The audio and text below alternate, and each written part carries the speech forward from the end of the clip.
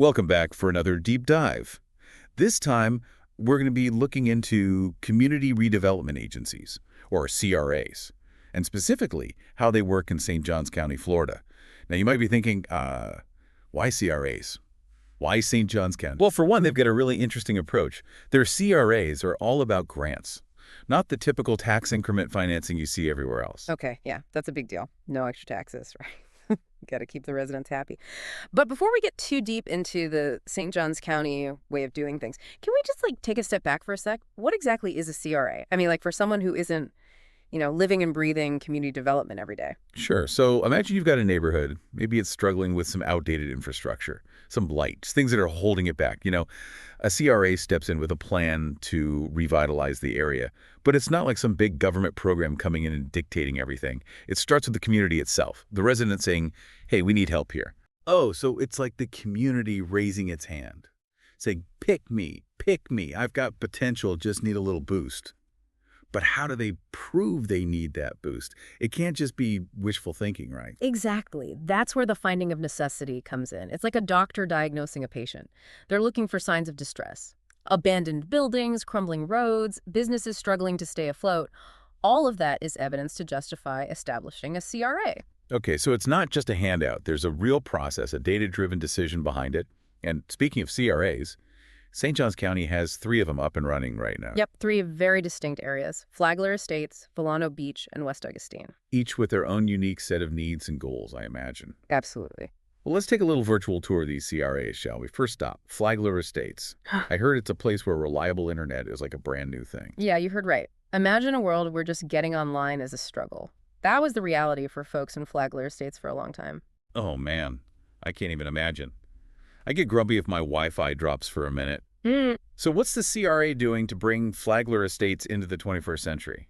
It's not just about handing out laptops, right? No, it's much more holistic than that. They've been really focused on securing grants for infrastructure improvements, roads, broadband, internet access, that sort of thing. And it's not just top-down decisions either. They've got a steering committee made up of residents. So the people who live there are actually driving the priorities. Oh, wow. That's really cool. Like a community-powered upgrade. I bet that makes a huge difference in getting buy-in from the residents. It absolutely does. And it's not just about infrastructure.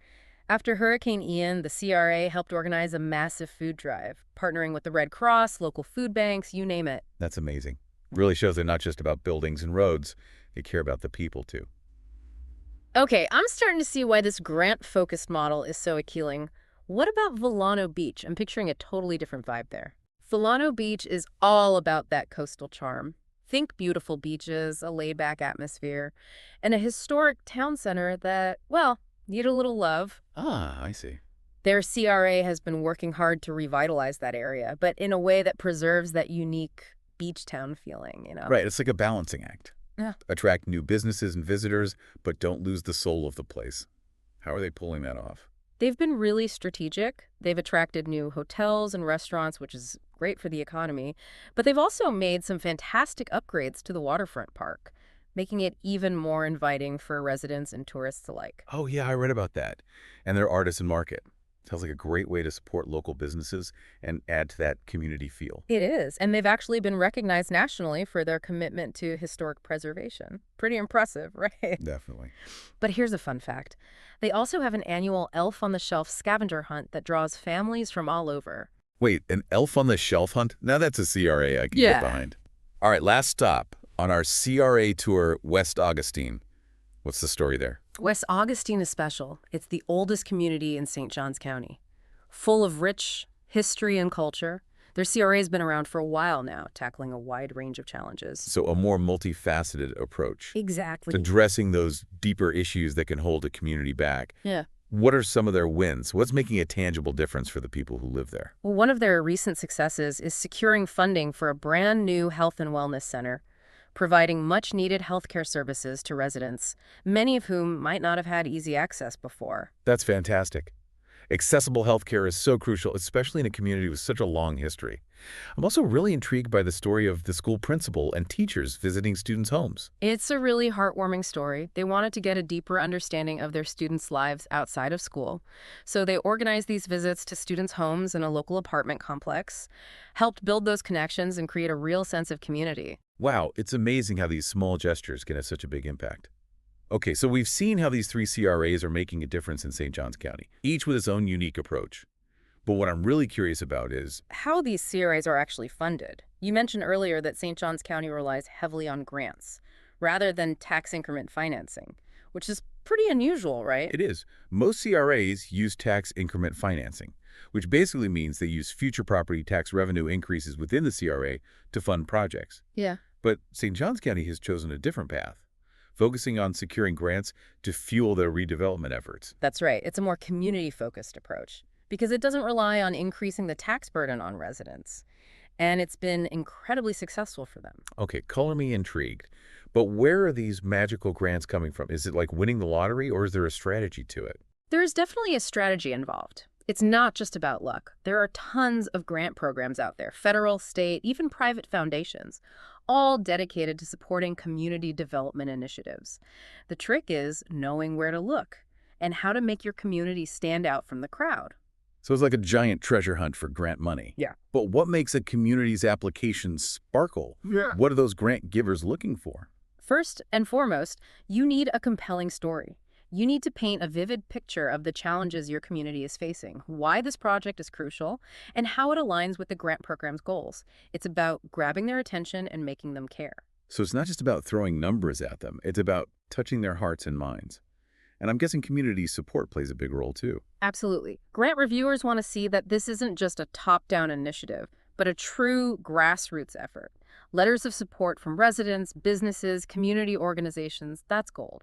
It shows that the community is invested in the project and that it will have a lasting impact. It's like a community chorus saying, "We're all in on this. Help us make it happen." Oh, And speaking of making it happen, I imagine you also need a solid plan for actually using those grant funds, right? Oh, absolutely. A detailed budget, a clear timeline, measurable outcomes. You need to convince those grant reviewers that you've got your act together Yeah. and that you'll be a responsible steward of their investment. Makes sense. Nobody wants to hand over a sack of cash without knowing it's going to be used wisely. Now I've got to ask, what's St. Johns County doing that's so special? What's their secret sauce for snagging these grants? One thing they do really well is build relationships. They don't just submit applications and cross their fingers.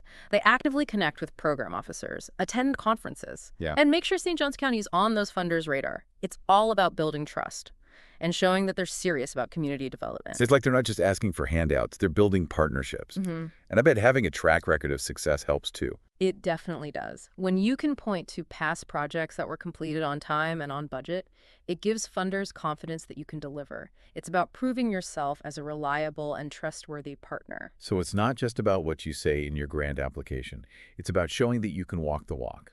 That makes a lot of sense. But what about communities that are just starting out on this grant-seeking journey? What advice would you give them? Where should they begin? I'd say start by identifying your community's unique needs and assets. What are the challenges you're facing? What are your strengths? Then do your research and find grant programs that align with those needs. Don't be afraid to think outside the box. There are grants for everything from affordable housing to historical preservation to arts and culture. So it's like a matchmaking process, finding the perfect grant for your community's unique personality. And once you've found a few good matches, what's the next step? Reach out. Contact the program officers, ask questions, get a feel for what they're looking for. Don't just blindly submit an application. Build a relationship. Show them that you're serious about making a difference in your community. So it's about being proactive, building relationships, and crafting a compelling story. I'm starting to see why St. Johns County has been so successful with this approach. But let's bring it back to our listeners for a moment. Why should they care about all of this? What's the takeaway? The takeaway is that CRAs, fueled by grants, can be a powerful engine for positive change in any community. It's about empowering residents, revitalizing neighborhoods, and creating a better future for everyone. And the best part is, it doesn't have to rely on raising taxes. It's about finding creative solutions and leveraging the resources that are out there. So it's about communities taking control of their own destinies, finding the resources they need to thrive. and building a future they can be proud of. It's a pretty inspiring story, actually. But you know what I'm really curious about? Is seeing those grants in action, like how are they actually transforming these communities? Yeah. It's one thing to talk about applications and funding and all that, but let's see some results. What's the before and after picture look like? It's pretty remarkable, honestly. Let's start with Flagler Estates and that broadband internet project. Remember, this was a community that was really struggling to connect with the outside world. Right, students couldn't do online learning, businesses couldn't operate effectively. It was a major barrier. Exactly. But once those grant funds started flowing, it was like night and day. So things actually improved. Oh, yeah. Students could suddenly participate in online classes without interruption. Residents could access telehealth services. And for people working remotely or running businesses from home, it opened up so many possibilities. It's crazy how something we take for granted, like internet access, can have such a huge impact. Okay, what about Vilano Beach? Their CRA was all about revitalizing the town center while keeping its unique character. Did those efforts pay off? They did. The town center is a totally different place now. They made some major improvements to the waterfront park, turned it into a real hub for the community. They also invested in public art and made the streets more pedestrian friendly. I can just picture it, strolling along the waterfront, enjoying the ocean breeze, checking out the local art scene. It's pretty great. But these improvements aren't just about aesthetics, right? There's got to be an economic impact, too. Absolutely. A revitalized town center attracts more visitors, which means more support for local businesses and more jobs. Plus, property values increase, which benefits everyone. It's a win-win, a great example of how investing in public spaces can really boost the whole community. Okay, last stop, West Augustine.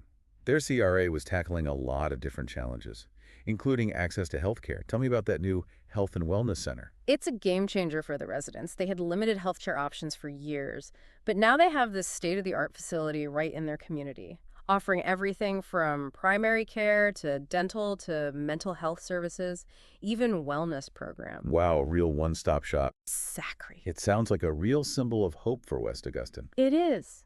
And it's not just about treating illnesses. It's about creating a sense of community, promoting well-being. That's what CRAs are all about, right? Investing in people and places, making things better. Exactly. So we've seen the impact of these 3 CRAs, but this is just one county. These kinds of things are happening all over, right? Absolutely. CRAs are at work in urban areas, rural areas, tackling all sorts of issues: affordable housing, workforce development, environmental sustainability. It's pretty amazing. So what's the key takeaway for our listeners today? What do we want them to remember about CRAs? CRAs are more than just an acronym. They represent the power of community, collaboration, creative problem solving. It's about identifying what needs to be done, finding the resources to do it, and working together to build a better future. And doesn't have to involve raising taxes? Right. It's about finding those win-win solutions that benefit everyone. So if someone's listening to this and thinking, hey, my community could use a CRA, what's the first step? Where do they even begin? Start by talking to people. Your neighbors, community leaders, elected officials. Figure out the challenges you're facing. Brainstorm solutions. And don't be afraid to reach out for help. Organizations like the Florida Redevelopment Association can provide guidance and support. Great advice. It all starts with that spark, that belief that things can be better. And sometimes all it takes is a few passionate people to make a real difference. Couldn't have said it better myself.